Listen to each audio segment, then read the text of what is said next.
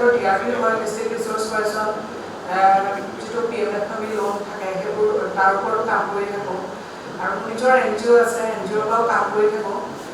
মই যিহেতু বহুত অনুষ্ঠানৰ লগত জড়িত হৈ থাকোঁ, তাৰ ভিতৰত এটা অনুষ্ঠান আছে আছাম চেম্বাৰ্ছ অফ কমাৰ্চ, যিটোৰ লগত আজি মই প্ৰায় 2 বছৰৰ পৰা জড়িত হৈ আছোঁ বিভিন্ন দিশৰ পৰা।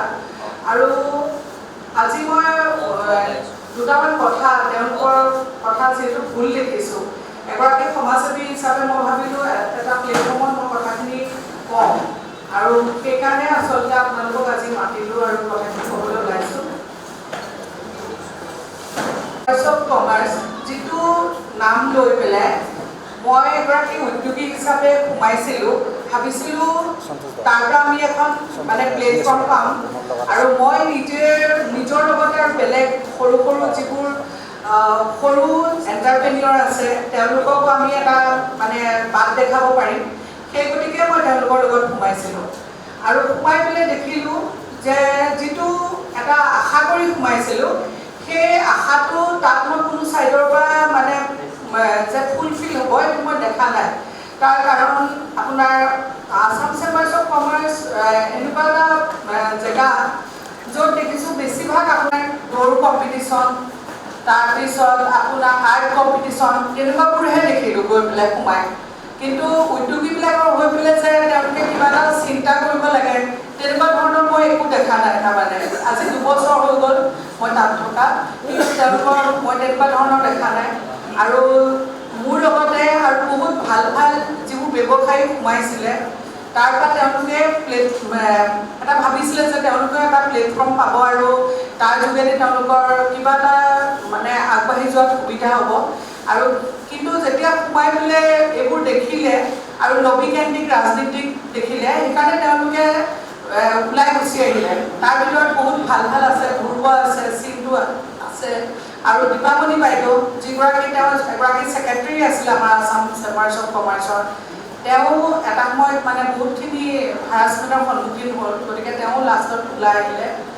এতিয়া কথা হ'ল কি, আমাৰ আছাম চেম্বাৰ্ছ অফ কমাৰ্চত কি হয়, আমি বহুত কথা গম নাপাওঁ। আমি সদস্য ভৰ্তি প্ৰত্যেক বছৰ 1000 আৰু কিছুমানে 2000 টকাও দিয়ে, আৰু নানান যিবোৰ মানে কাৰ্য আমাৰ তাৰ পৰা পতা হয় সেইবোৰৰ ক্ষেত্ৰত বেলেগেও পইচা দিয়া হয়, কিন্তু তাৰ হিচাপ নিকাচ আমি কোনেও নাপাওঁ। যে এটা মানে আমি এটা অডিট হ'ব লাগে, সেই অডিটটো আমি কেতিয়াও নেদেখোঁ।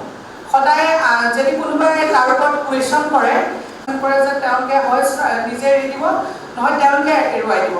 তাৰ ভিতৰত কি হয়, আৰু কিছুমান তেওঁলোকৰ প্ৰজেক্ট আহে, যিবিলাক প্ৰজেক্ট আমিবিলাক সদস্যবিলাকে গম নাপাওঁ।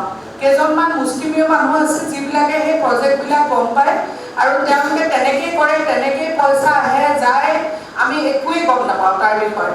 সেইবিলাক যদি কুৱেশ্যন কৰিবলৈ লওঁ, আমাক মানে তাৰ বিষয়ে মানে এয়া কৰে, চৌকছ নটিচ কৰে।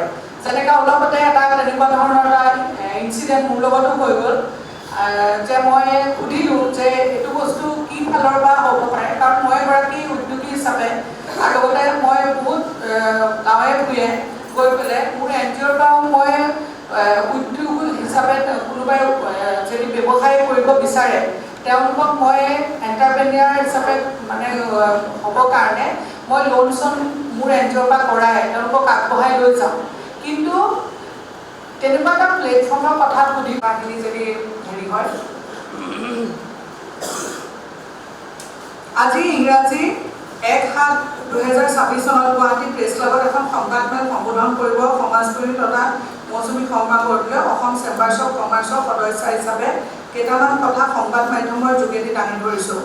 উল্লেখিত কথাখিনি হ'ল যে কেন্দ্ৰীয় সমিতি বা গুৱাহাটী জিলা সমিতি গঠন প্ৰক্ৰিয়া সম্পূৰ্ণ অগণতান্ত্ৰিকভাৱে কৰা হয়। সভাপতি, সম্পাদক আৰু অধ্যক্ষ নিৰ্বাচন প্ৰক্ৰিয়া কৰোঁতে মত বা ভোট লোৱা নহয়। অধ্যক্ষই পোহপাল দি ৰখা 2-এজন সদস্যৰ লগতে আলোচনা কৰি পূৰ্ব নিৰ্ধাৰিত প্ৰস্তাৱ সমৰ্থনৰ কাৰ্যসূচীৰ জৰিয়তে পদাধিকাৰীসমূহ নিৰ্বাচন কৰা হয়। অত্যাধিক তৈলমৰ্দন কৰি বা আৰ্থিক সহায় বা ভোজ আদি দি থাকিব পৰা মানুহসমূহক এই ক্ষেত্ৰত অগ্ৰাধিকাৰ দিয়া হয়।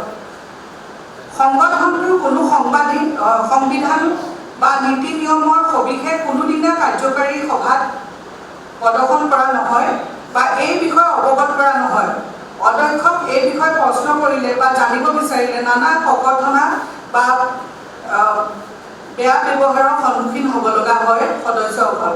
মাহেকীয়া সভাত 60% সময় অলাগতিয়াল কথা পাতি সময় নষ্ট কৰা হয়, যাতে কোনো গঠনমূলক কথা আলোচনা হ'ব নোৱাৰে আৰু যিকোনো সিদ্ধান্ত দুই তিনিজন নিজ লগী মানুহে পিছত সিদ্ধান্তলৈ থৈ দিব পাৰে আৰু পিছত এই সিদ্ধান্ত সভাত সিদ্ধান্ত বুলি গৃহীত কৰিব পাৰে। অধ্যক্ষই কোনোদিনা বাৰ্ষিক আয় ব্যয় খতিয়ান দাখিল নকৰে বা জমা টকা আৰু খৰচৰ সবিশেষ তথ্য নজনাকৈ মূল বেংক একাউণ্টটো অধ্যক্ষই নিজ পৰিচালনা কৰে। কাকো একো নজনোৱাকৈ 1000-2000 টকাকৈ বাৰ্ষিক সদস্যৰ মাচুল লোৱা হয়।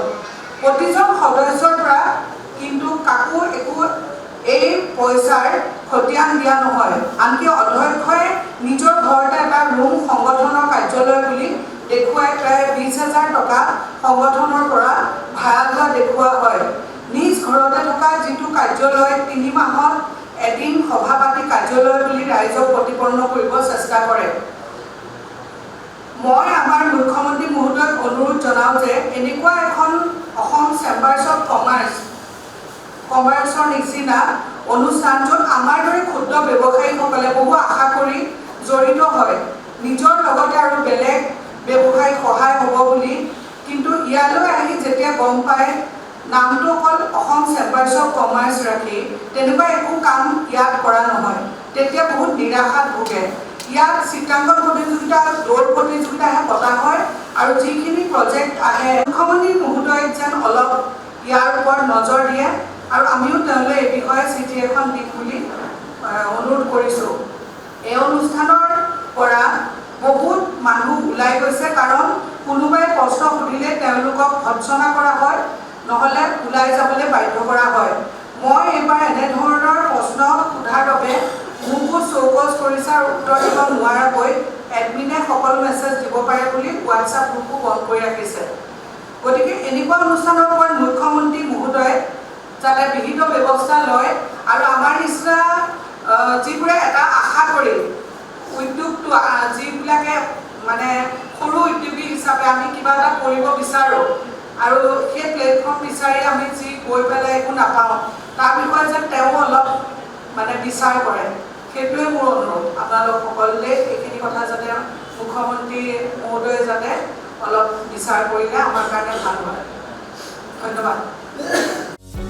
যিকোনো খবৰৰ বাবে যোগাযোগ কৰক আমাৰ এই নম্বৰত 9181 307 221।